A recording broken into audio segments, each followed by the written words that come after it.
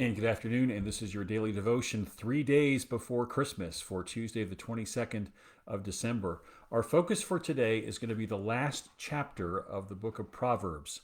Proverbs was wisdom literature that God inspired, mainly written by King Solomon, but in this particular section, written by somebody that we don't know by the name of King Lemuel.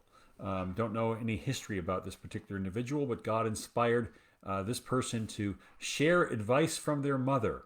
Isn't that interesting? We should all take advice from our mother from time to time. And, uh, and so the verses we're going to read this morning are verses 2 and 3 and verses 8 and 9. Listen, my son. Listen, my son of my womb. Listen, my son, the answer to my prayers. Speak up for yourselves. Speak up, I should say. This is verses 8 and 9 now. Speak up for those who cannot speak for themselves, for the rights of all who are destitute. Speak up and judge fairly. Defend the rights of the poor and needy. So I'm going to say those ones again just to make sure we lock it in before we get to some observations. Listen, my son. Listen, son of my womb. Listen, my son, the answer to all my prayers. And then to verses 8 and 9.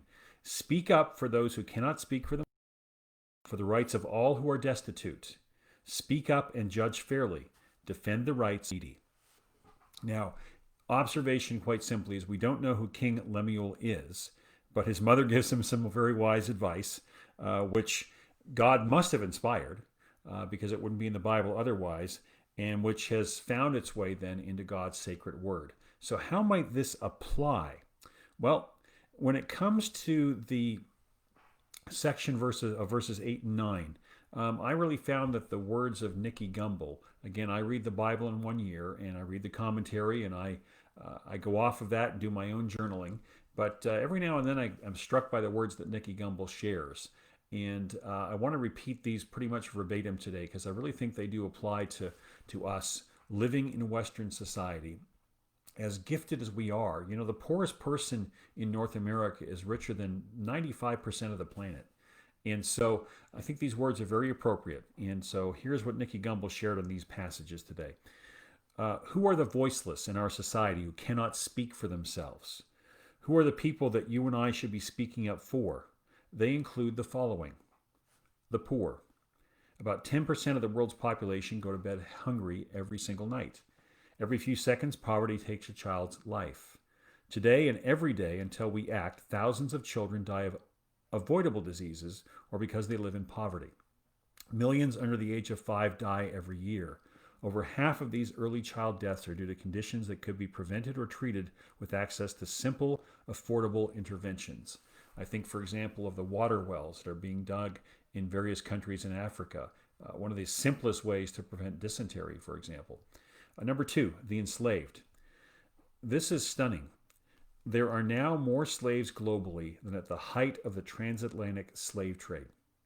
Human trafficking enslaves millions of people around the globe, many of them under the age of 18. In a message paraphrase of what I just read this morning, Proverbs 31, verse 9, speak up for justice, because slavery is a terrible injustice. The unborn. Those in the womb have no voice of their own. The journalist Nigella Lawson, who describes herself as pro-abortion, has written this: if anecdotal evidence is anything to go by, and I suspect it is, abortion is becoming more and more value-free, more and more of a value-free post-facto alternative to contraception. Yet few people speak up or have the courage to speak up for the unborn today who actually have, as it says in verse 8a, no voice. The prisoners. Many around the world are in prison unjustly, and we know this. Even those who are in prison justly are often treated inhumanely. But the vast majority are in no position to, again at verse 8a, speak for themselves. And so words to keep in mind from Proverbs this morning as we think about all of those who are marginalized, who we are in our Western society. And my prayer, let me go ahead and just pray this today. Lord, in the time that we all have remaining before we are called to an audience before you, Lord, I pray that you would help us to help the poor, the needy, the enslaved, the unborn, and the prisoners. Lord, show us ways that we can get involved, whether it's through something like Compassion International, whether it's through giving to organizations that dig water wells, or Lord, going there ourselves, proclaiming the good news about you and just being there to help. Lord, I pray all these things in your Son's name. Amen. You know, reflecting upon this, that Christmas is the season of giving. What better way can we give than to be able to give into the needs of other people? I know that's really convicted me today. I hope it convicts you too. God bless you. We'll be back with another devotion tomorrow. Two more before we do it. We will have another devotion on Christmas Eve day. So two more devotions before Christmas morn. Take care. God bless you, and take these words to heart. Bye-bye now.